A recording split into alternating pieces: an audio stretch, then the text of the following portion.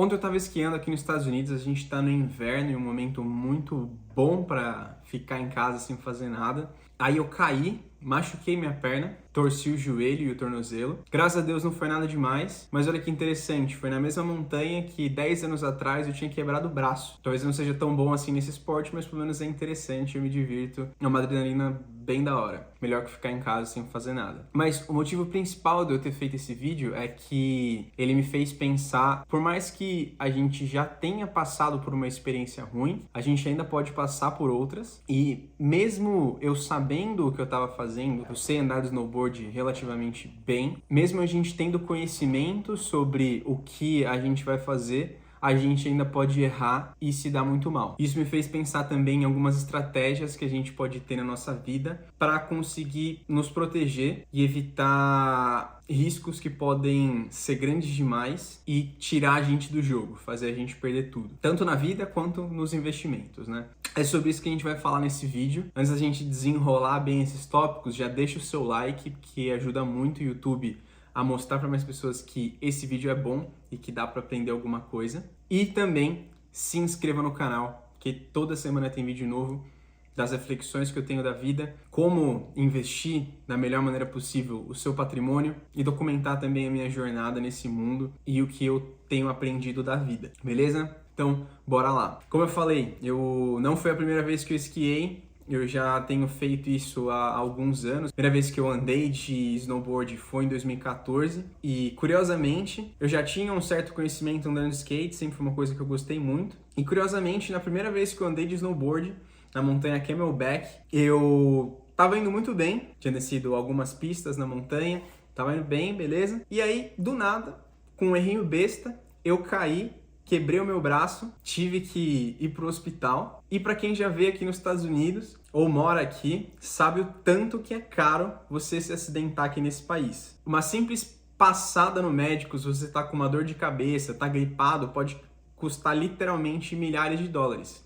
E foi exatamente isso que aconteceu comigo quando eu quebrei o braço aqui em 2014. Assim que eu me acidentei, eu fui pro médico ali da própria montanha. Era só uma unidade ali de atendimento rápido para pequenos ferimentos. E aí o médico falou, pô, realmente parece que foi feio isso aí. Me sugeriu o médico que era mais perto ali da montanha e falou, pô, pode ficar tranquilo que esse é um médico de confiança, não vai custar mais do que alguns milhares de dólares, e deu uma risadinha. Então eu achei que era simplesmente uma piada e não ia ser tão caro assim. Só que aí depois eu cheguei nesse hospital, fiz os procedimentos, fiz o meu raio-x, imobilizei, e depois chegou a conta do hospital. Foram 6 mil dólares, essa simples passada no médico e colocar um gesso no meu braço. 6 mil dólares. Na época o dólar estava bem mais barato, mas mesmo assim é uma grana considerável. Ainda bem que a minha mãe ela tinha feito um seguro viagem pra gente. E é muito interessante o tanto que estratégias de proteção, elas são essenciais. A gente já tinha feito outras viagens, a gente já tinha ido para a Europa uma vez, já tinha vindo para cá, para os Estados Unidos 2 vezes, nunca tinha acontecido nada demais, até o momento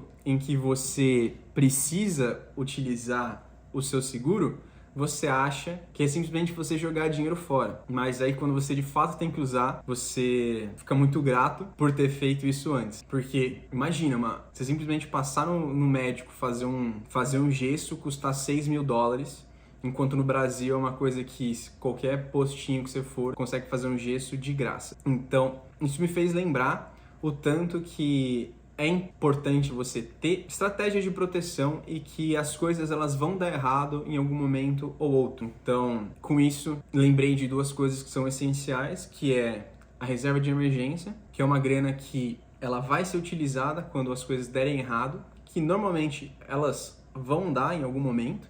Não existe a vida perfeita e que nada dá errado. Então você ter um dinheiro ali para justamente esses momentos em que você realmente precisa, faz total diferença, deixa você uma pessoa muito mais tranquila, mais leve e preparada para os desafios da vida. E o segundo pensamento que eu tive agora, nessa última vez que eu fui esquiar, foi ontem, que eu caí e machuquei minha perna, é que não importa o tanto de experiência que você já tenha em alguma coisa, sei lá, eu devo ter de esquiar já mais umas 10 vezes, já passei horas ali na montanha, já caí várias vezes, algumas quedas, de fato, uma queda que machucou e outras quedas normais, então eu já tinha uma certa experiência.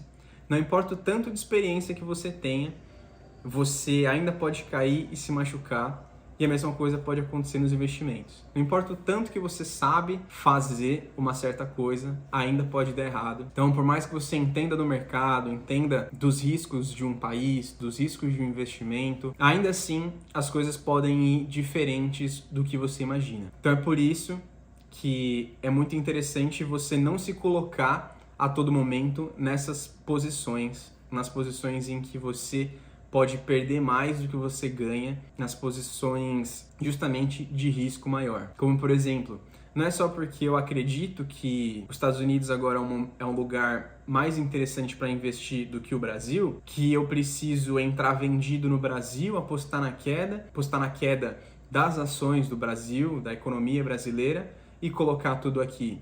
Porque pode acontecer justamente o contrário. Porque o mercado, na maior parte das vezes, ele não é racional, principalmente no curto e no médio prazo. Então podem surgir diversos fatores que vão contra o que eu estou imaginando, vão contra a minha estratégia e me fazer ter prejuízos muito maiores do que eu estou querendo. E dessa última vez, eu me machuquei, não foi nada demais, né? Tipo assim, eu torci a perna, mas agora já estou conseguindo andar de boa, tá tranquilo. Eu me machuquei e no momento que eu me machuquei, caí, senti que tava doendo, mas continuei esquiando mais algumas horas. E foi só depois, no dia seguinte, que eu realmente comecei a sentir a dor. Acho que o corpo tava muito aquecido, tava ali com a energia do momento, e só depois que eu fui realmente ver o que tava doendo. Só que o ponto é, eu só fui me machucar dessa vez porque eu fui fazer algo mais arriscado que não tinha necessidade. Eu tava tão confiante no que eu tava fazendo que eu achei que tudo que eu fizesse ia dar certo. Então eu já tinha descido várias vezes a montanha, já tinha ido em algumas rampinhas. Só quem já andou na neve, só quem já esquiou sabe o tanto que é escorregadio o gelo e a neve como um todo. Então eu tava tão confiante no que eu tava fazendo que eu fui pular uma rampinha e na hora de aterrissar, aí sim, deu merda. A prancha foi para um lado, eu fui pro outro, nossa, foi só o fracasso. Então eu tava achando que tudo que eu fizesse ia dar certo, só que a vida me mostrou que não é assim.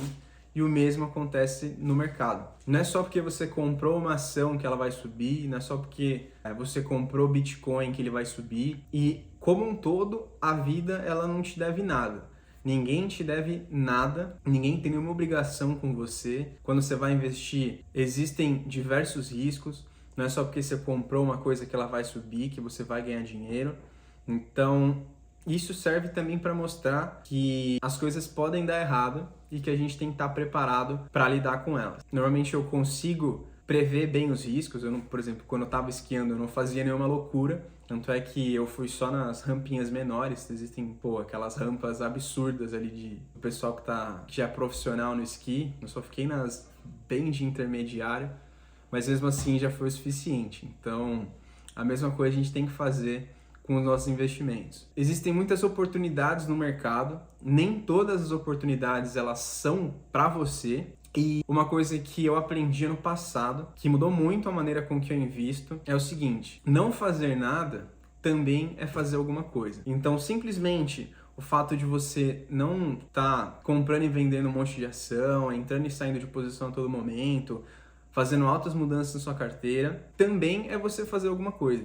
Então, não fazer nada também é uma decisão. E muitas vezes é a decisão certa. Você não precisa ficar movimentando a sua carteira a todo momento.